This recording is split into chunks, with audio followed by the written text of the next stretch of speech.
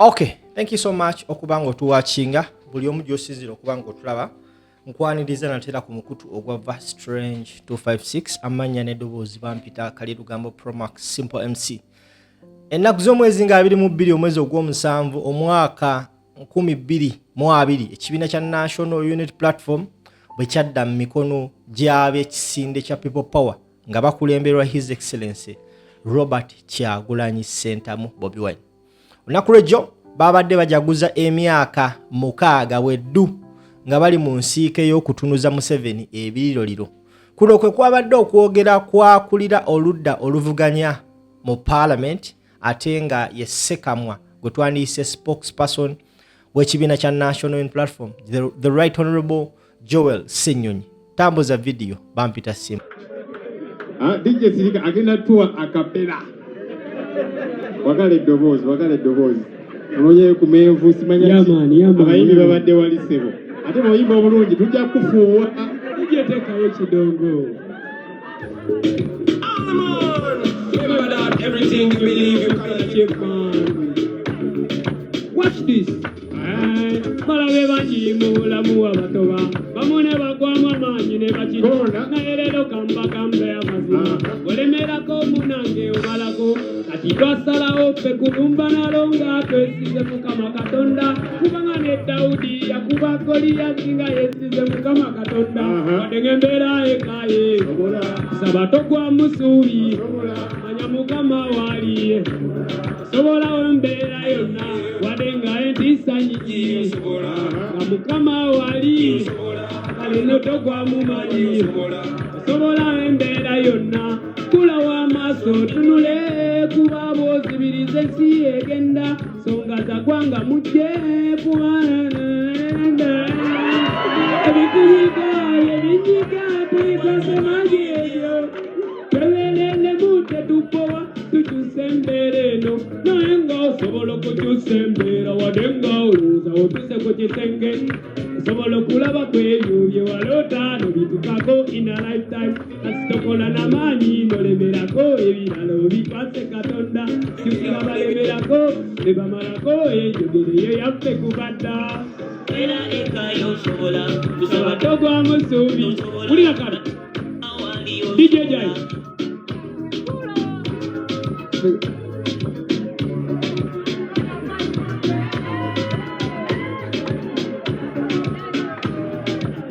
DJ Zero ffe twava Masaka kulumba nalonga twesize mukama katonda kubanga ne Kyagu yalumba Musabanga yesize mukama katonda. Selectoroza goka amanaging abayimbi nange nina abange. Honorable Zinga munyongerero omutwalo gya gumbanja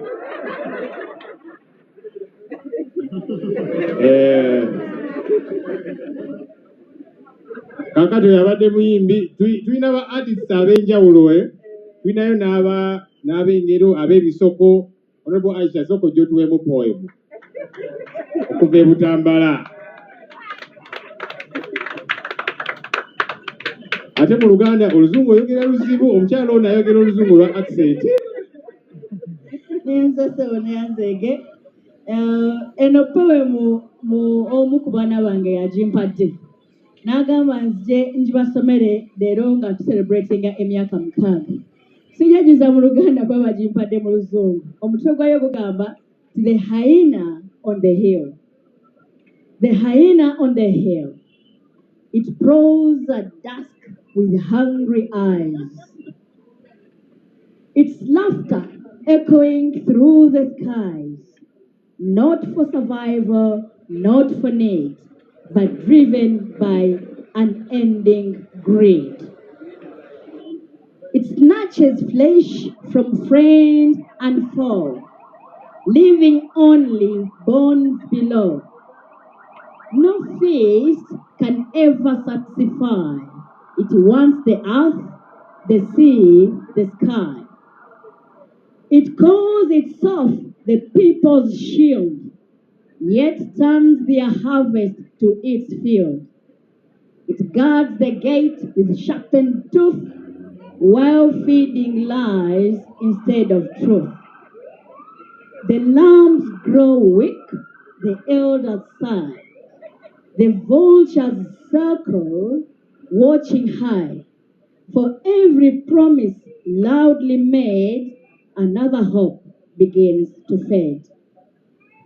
The hyena sees no widow's tears, no children's hunger through the years. It clings to power beneath the moon, believing dawn will never come too soon. But history speaks in whispered breath. No tyrant loves forever a death, for even silent voices rise, and truth outlives the grandest lies. The hill remembers every threat, the living mourn, the fallen bleed, and when the final echoes cease, justice walks where there is peace. The hyena's laughter fades at last, a shadow swallowed by the past. For crowns are dust and thorns decay, but hope returns with break of the day. Thank you. Thank you. Kantu alavunaanyizibwa ngateeke mu lulimi lwaffe gye bujja ku puresi eddako. Naye nange ngenda kubyetegereza. Omu ku baana baffe abategeera olunnabuddo ye yakayinza kati gwe fumiitiriza hayina eri kasozi kaffe erina omululu nga buli kimu eyagala okukirya. Eyagala okulya ebire n'ettaka eyagala obbirya. Naye nga poem ogamba ti ku nkomero ya byonna tewali tyrant abeerawo forever, olunaku lujja kukya lumu hayina ateekeyo embiro. Mwebale nnyo abaana baffe ababeera nga mutugoberera newankubadde temubeera naffe wano. Tweyanziza honorable bw'omulira nga ayogera oluzungu olukambwe toyinza manya nti ava eri ebutambale. Mutapinge. Ensonga za mukulembeze waffe honorable Muhammad Muwanga Kivumbi tukyabanja twagala okutegeera aliwa ensonga eyo nkulu. Bannange happy birthday. Kakati ku birthday ngeno ani gwe tuyiira amazzi twaligayidde president taliiwo naye kirungi tulina acting president musajja mukulu naye ku luno ne tugenda kuyiira amazzi tomuyira lekera linda bane twebaza Katonda ku lw'emyaka gino omukaaga 6 amazing years. Emyaka gino tuwulidde stories ez'enjawulo tegibadde myangu. Muwulidde gye twatandikira wali ekamokya mu karumu bwe kati ne tukkirira ne tubeera n'ekizimbe ne tujja eno ne tugaziwa buli wamu weetuli. Abaali balowooza nti eyo mbuyaga ekunta era egenda kukya eringa nkuba egenda kutonya emala ekye bagenda kuggwaawo weetuli kaakana ate tukyalemeddeko. Bino nno bye binyiiza bannaffe abamu kubanga balaba gyenvudde yaffe basooka tuzalawa ne bagamba oyo Kyagulanyi oyo si gwe twayitanga ku mikolo n'atuyimbira kakati nti mukulembeze ne bazalawa naye ng'abantu bagamba ffe oyo gwe twagala. Kati bibanyiiza olabanga gwe baayitanga omuyimbi kati mukulembeze yafuuse ensonga tubajjako enviiri ku mutwe nezijja kuviirako ddala. Wala ffenna gye twava abamu nga tuleesoma mawulire Balewisi nga bali wali mu kiraasi akutte ennoni ng'ali ennoni ne kaakati SG ow'ekibiina kinnaggwano n'abalala bangi buli omu amanyi history ye naye twebaza Katonda kubanga tutuuseewo wano. Ffenna ekyokubanga tukyaliwo ng'ekibiina tukyebaliza Katonda kubanga bakoze buli kisoboka okutusaanyaawo ng'ekibiina. Muze mubawulirayo NUP tugenda gigala tugenda gifuutula tugenda kukisaanyaawo naye weetuli ku lw'ekisa kya Katonda. Tetuyiseemu bingi tufiiriddwa abantu bangi bali mu makomera awatali musango bangi baabuzibwawo okutulugunya kukyagenda mu maaso ne wetwogerera naye tukyalemeddeko. Kati ebyo nabyo bibanyiiza kubanga baali basuubira nti banaatukola effujjo lino lyonna tujja kupondooka naye tulemeddeko kubanga kyetuliko number 1 kiri mu mateeka, number 2 tuli ku mazima. Ate abantu tutera obbagamba kubanga batuyita ebintu bingi ne batuyita abatemu ne batuyita abatujju ne batuyita buli kintu kimu naye ffe tukimanyi nti tuli bannansi abaagala eggwanga lyaffe era yensonga lwaki tulemerako kubanga bino bitulemerako biri mu mateeka ate nga ge mazima kyovudde olaba tujja kulemerako paka abapulutiki babawamba ne babakubakuba naye n'akomawo ng'alemeddeko lwaki talina tteeka lyamenya ne mulaba n'abaali babitya kaakati weebali bonna bonna n'abantu bewaliwali badde tusuubira ndabye omuyimbi wano mwami Kennedy Muwanguzi musajja muzibe naye ng'ate alaba alengera wala alengera Uganda gy'erina okubeera kakati waliwo abamu ng'amaaso ge gombi galaba naye nga talaba Uganda wawe erina kulaga talaba nti eggwanga lyaffe liri mu kabi liri mu mbeera embi ennyo talaba obubbi bwa ssente omusolo talaba obulyake talaba fugabbi naye Kennedy Muwanguzi yabiraba naga nti njagala Uganda etereere bannange tunywere nze njagala tuzzaamu maanyi kubazzaamu maanyi tunywere tulemereko abantu bano balabanga bakola effujjo lino kiba kitegeeza nti nabo batidde bye bakola babikola lwawo kutya balaba abantu bano balemeddeko ate nga kye baliko ge mazima tulemereko waggulu eyo waliyo Katonda muwulidde essaala ze basimbudde wano bamaseeka pasita Katana naye agenze tulina essuubi nti Katonda ajja kututuusa we tulina okulaga. So once again, congratulations on the 6 years to all of us. We thank God for the highs, for the lows, even the difficult times. They have built resilience in us. They have emboldened us. And so we are not the same. Let's keep pressing on. We thank all our leaders that are present. God helped us to go through as leaders. And so it's important that we keep painting an image of who a leader should be. Few as we are in parliament, let the other side see that these guys here, they have got quality. In our local councils, in our divisions, wherever it is that we are, let's be leaders with a difference. Let people see that indeed these people deserve to be leaders because of the quality. And we ask the population, keep holding us accountable. That's what our president always tells us. Keep holding us accountable so that we remain in check. Kankomao n'oluzungu olwaleero nedda bannange era sabadde na suuti manyi bwe nyambala essuuti banembeera muzibu mu luzungu naye kati nambadde byange kati oluzungu kyovudde olaba teruwera kambayitire abanayogera oluzungu. Let's invite our deputy president for Western Uganda to say hello to us, and then she will invite our acting president who will speak to us, and then also invite our president. President agenda kwogera gye tuli mumukwatiremu katono. Thank you so much, Lop. A people power, our power, the NUP leadership, the media, the leaders in our various categories, and everyone here. Happy birthday. Katonda yabadde mwene ensonga. Katonda yabadde mwene ensonga. Yeah, we want to thank God that He has been with us, Ebenezer. That's the far the Lord has brought us.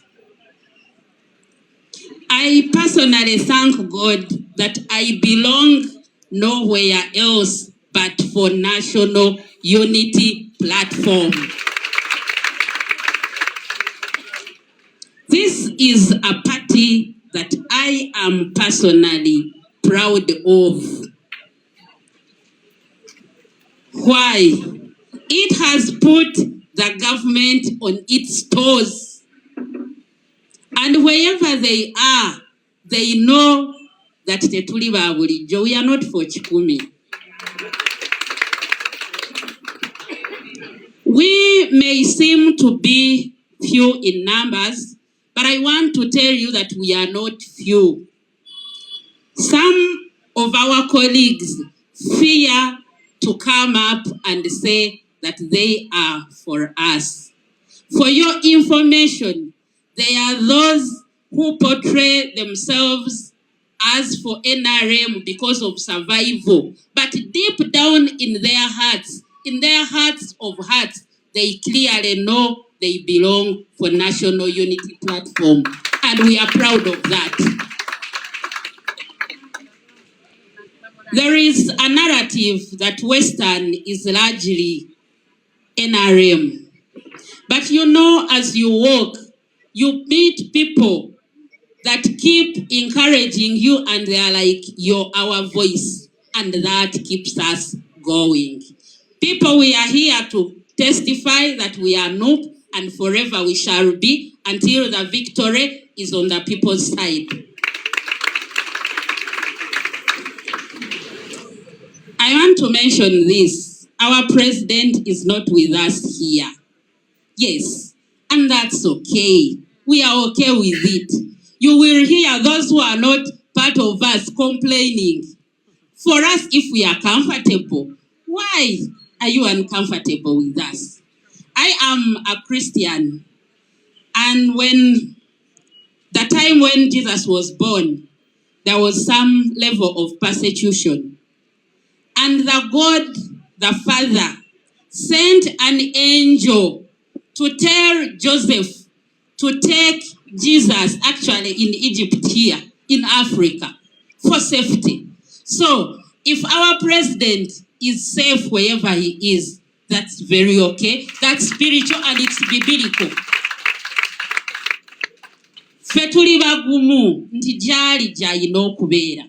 Akayimba kentandise nako kagamba nti Katonda mu nsonga eno mwali. Kubanga tetwandisobodde kutuuka wano ne tujaguza emyaka 6 nga tukyali bagumu, nga tukyanywedde, ng'era ensi ekankana ku lwaffe. Mu ngeri ey'enjawulo njagala okwebaza betukulembera nabo. Mwebale kuba bavumu.